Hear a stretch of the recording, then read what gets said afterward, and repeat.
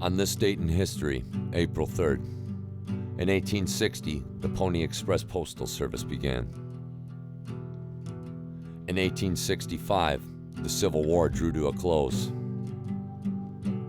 In 1882, outlaw Jesse James was shot to death by Robert Ford. In 1936, Richard Bruno Hauptmann was executed for killing the 20-month-old son of Charles A. Lindbergh.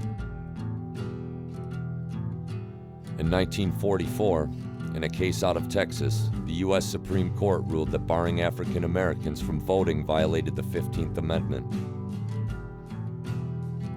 In 1991, the UN Security Council passed a ceasefire resolution to end the Persian Gulf War. In 1996, the FBI raided a Montana cabin and arrested Theodore Kaczynski, a former college professor, accusing him of being the Unabomber, whose mail bombs killed 3 people and injured 23 since the 70s. Kaczynski was sentenced to life in prison.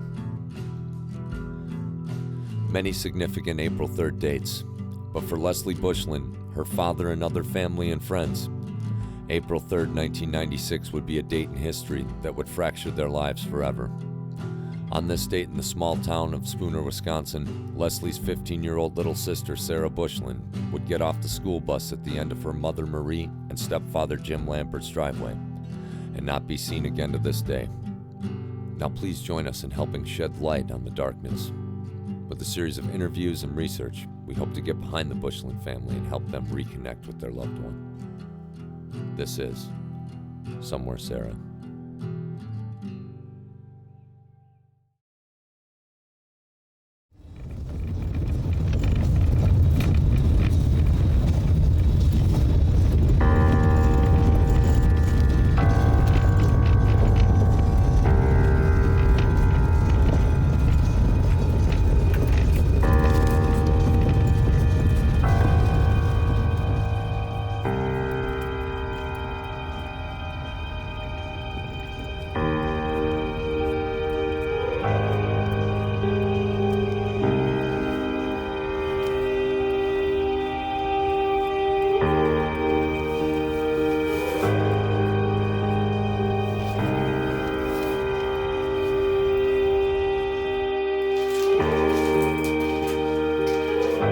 Remember the day Sara went missing and the first thing that went through your mind as everything played out that day?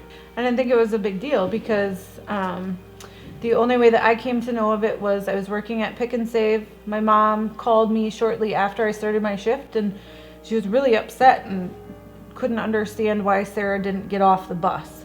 Right. And I remember saying to my mom, I don't get it. Why are you so... I mean, she could just have gotten a ride home. It was too early to be panicked. Right. And that's how I learned of it, but it really did not set off a red flag that something was wrong. This is Sara's stuff? Yes. Just look at. Oh my God.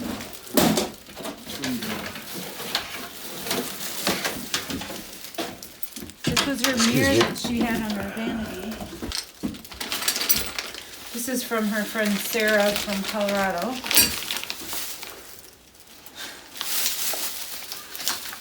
Oh, shish kebabby. Look at the name of that book. Oh, White Lies. Xerox. Sara from Travis. Is it dark out?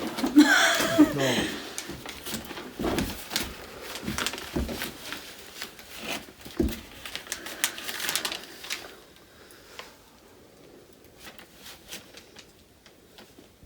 Sara, what's up? Hun? Now? Hun. Or hun?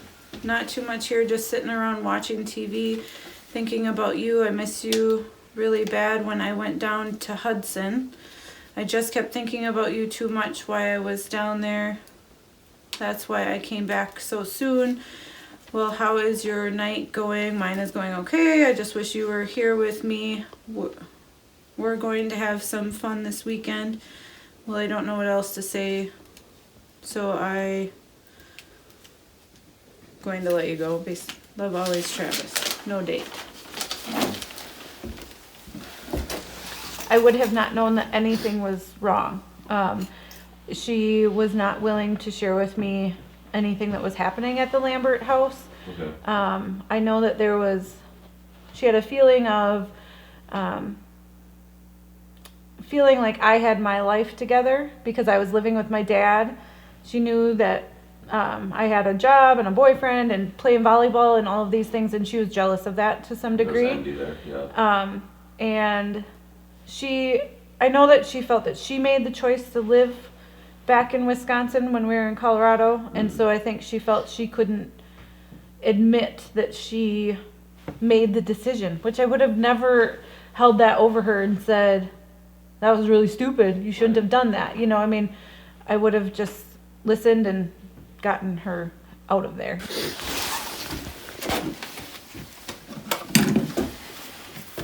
Jesus. Is that her handwriting there? Yeah.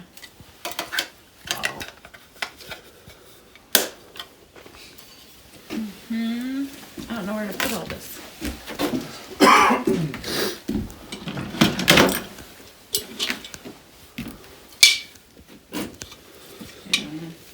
There's that maybe. This.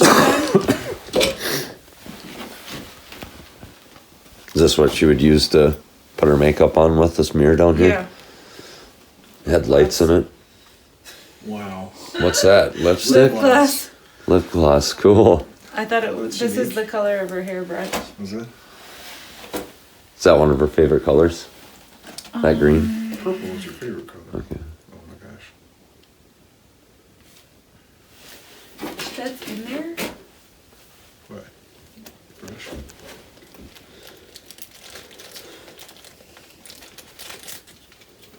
Oh man. Well, she had her period, obviously.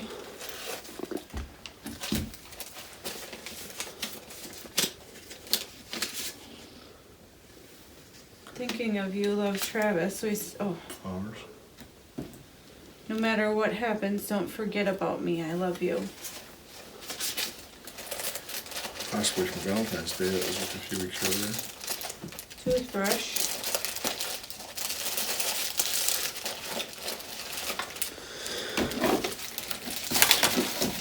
There you go.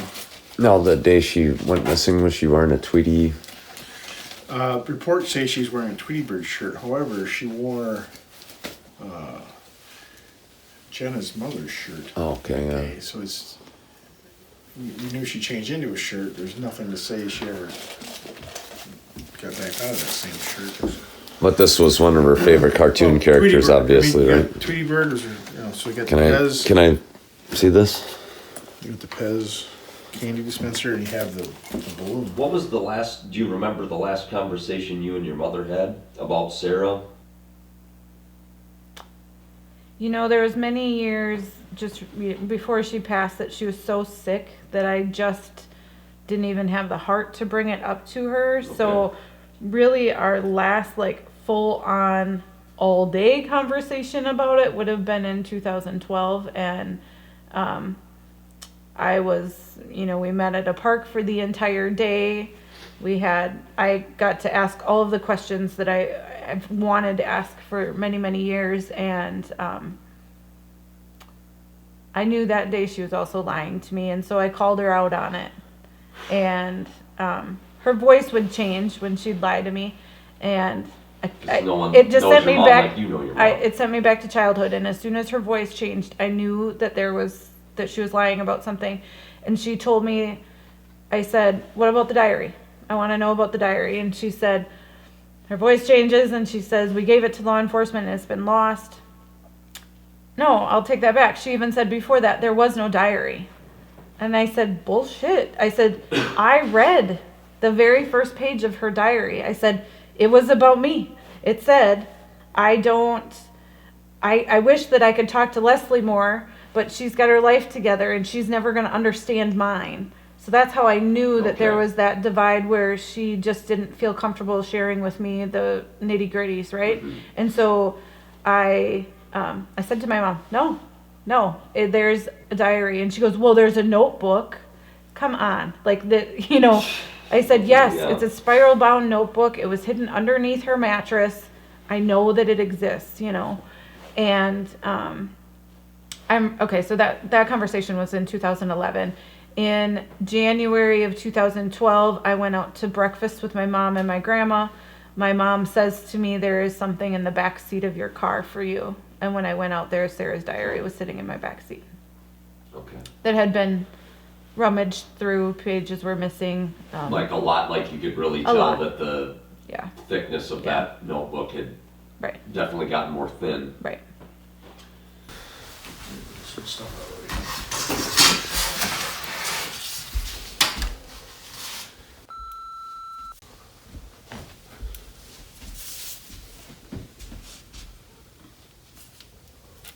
Where would you have this?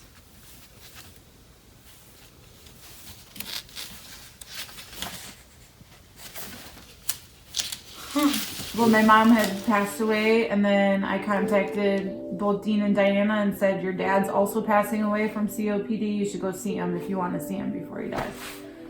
And our intentions was that he was admitted to the hospital, so we were going to go to the hospital to see him. He ended up releasing himself and being back here. So we got permission from him to come and talk to him. When was this? April 22nd, 2017. Okay.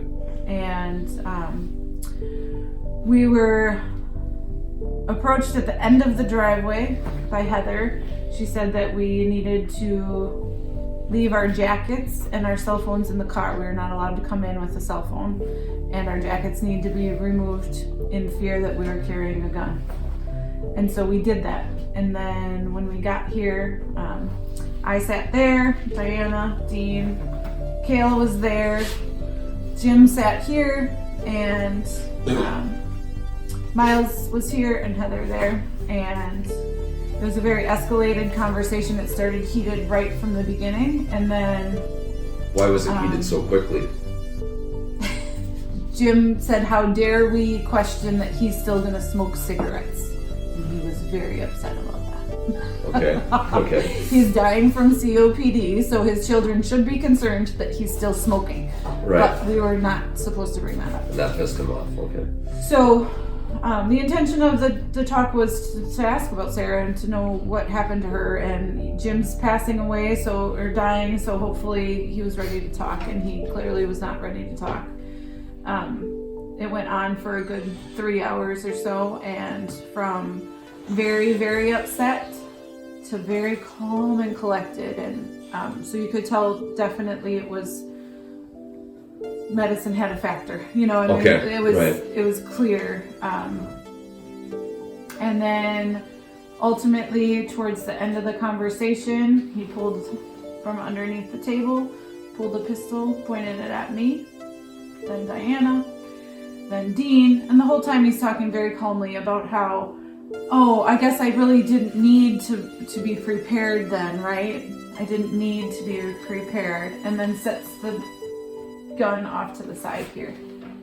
As if it was like his way of saying, truce. I don't need to shoot you anymore. I don't know. Was that terrifying? Or, it was absolutely awful. We all reacted differently. I wanted to just get up and go, but not leave, like to still be able to view him. So immediately stood up, grabbed Diana, who is in an all-out panic. She is screaming and hysterically crying immediately. Dean tells us that he was more just keeping an eye on the weapon, so that, and he has military training, I'm sure that kicked in. So he's keeping an eye on the weapon, and but I backed into the wall there. So I felt like there was nowhere to go. And I should preface this. At this point, Jim has sent all of the other people away. So it is just him and us three. All these other people he sent away to go get items for us. So they're not here. So they hear us from outside the building screaming, and they come in and are like, what the hell is going on? Miles grabs the gun, unloads it out the window. No screen here. Unloads it out the window, and says, oh, he would never hurt anyone. Okay. So that thing was loaded. He unloaded it right in front of you guys. It was loaded. Yeah, the shells went out. I mean, he didn't shoot the gun. Wow. He unloaded it out the window. We watched the shells leave the gun out the window. Jim turns back into very soft-spoken and wants us to just know that he loves us. And do you feel like the medication was playing a part in his judgments too? Because yes, to some degree, but this is who we knew growing up. Okay. So was he medicated when we were growing up that we didn't know Yeah, about? yeah, Maybe. okay. I don't see know. what you're saying. And so earlier in the conversation though, and this is how desperate we are for answers, he had given us permission to go into the house Sarah lived in. Okay. So now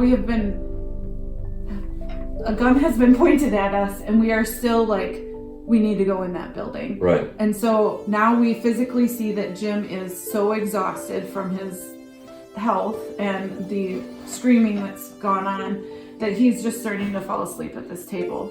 And so we all make the decision that we're still going to go into the next building to get whatever we can get. The deal that Jim made was that the other people needed to go with us and we needed to okay those items before they left the property. Okay. And that's what we did. So we spent, I don't know, an hour and a half in the building my sister used to live in that's filled with mold and raccoon shit and all of that. Nature's pretty much taken that place back then. Yeah. It's just been kind of left behind. Right.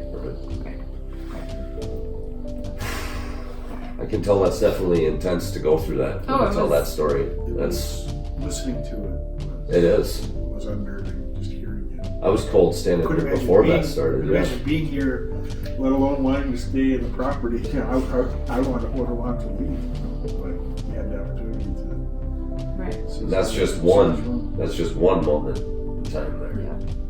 Definitely the most scary. Pretty Yeah. intense. Mm-hmm. Yeah.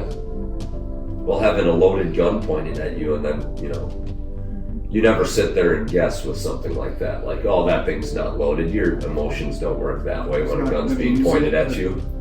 It wasn't something that was super planned out either, so we didn't have law enforcement to back us at that point. Okay. So during the middle of this entire conversation, only because of people that care for me, they figured out what was going on and that I hadn't responded via text because I had to leave my phone in the car. Okay. And so eventually this phone rang and it was the detective. He played it as if he was my husband and talked me through everything that possibly could be talked through and let us know that there was somebody at the road now and they've sent backup and all of that. But not a great feeling at all because you're still, even backups at the end of the road and I have no way to call them. Because that's a ways away. Well, the end of the driveway. That's yeah. I mean, it's not the understood. end, like coming towards the house. No, the end at at the the road. road. Right. That's a ways away. Right. That's crucial seconds there if something goes wrong. Well, and I don't have a way to call them because I don't have cell phone. Yeah. You know? And even if they heard something, maybe Right. a gunshot or whatever, if they happen to hear something that, you're talking 20 seconds away. Right. That's a lot of time in a dire scenario. Like, Right. Plus an unknown situation Absolutely. in an unknown building. yeah, yeah, exactly. Some Which- of them had been right. here before, but not the particular. Right, but not sure which building. Deputy. It's four Yeah, buildings in yeah. the property, not sure which one Okay. you're in. Right. He did ask that during the conversation. Yeah, it was pretty. I answered with, "Yes, I love you too." Like I tried to play the part as well as possible so that Jim didn't know that was law enforcement calling. See, The I didn't- detective's I didn't- name ends up being Joe, and my husband's name is Joe, so I was like, "Yes, Joe, it's okay, I'm fine." I remember the call. Until now, I didn't know that was law enforcement. Yeah, That's interesting. yeah. What's a good day like for Leslie, and what's a bad day like? And are they all in the same, or do you ever have days where? And I know you're not going to say. I have days where I don't even think about it because I wouldn't Right. believe that if you told me. Right. But what's a good day? A good day is an active day. A good day is the days that more people want to talk, more things kind of get pieced together. Those are also mind-boggling days because we get, some information that comes in and we try to piece it with what we already have. But those are still good days. I would rather be active in it than not. Bad days, I tend to find myself on the couch watching Hoarders all day long. Because it's Okay. like living here, and it makes me feel a bit better that I pulled my life together. But those are the days that I just don't even know how to deal with the sadness and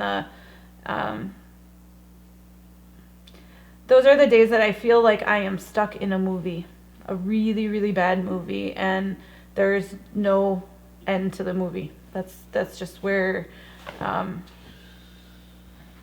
those are the days that it feels like no matter how hard I try to keep moving forward and try to get people to talk, I just feel like that's not a possibility. Yet there's other days where it's just bing, bing, bing, bing, bing. So much happens, and like I said, I just feel better when I'm active in it and talking to people. And a lot of those conversations that have held so much weight for so many years, there's so much fear for so many years, and then you actually get up enough courage to call that person or to reach out, and then the conversation is completely opposite of what you thought it was going to be, is just a reassurance that we're doing the right thing.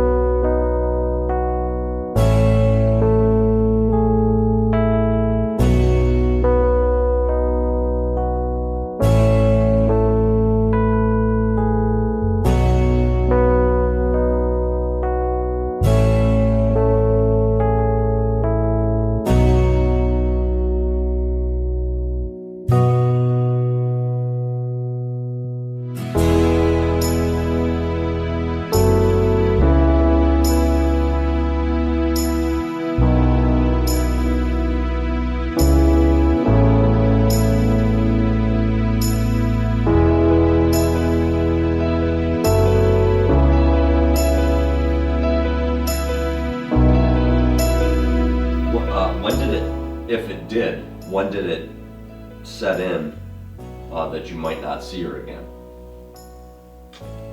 It hasn't. It hasn't? Okay. I won't ever give up hope that Right. she's somewhere.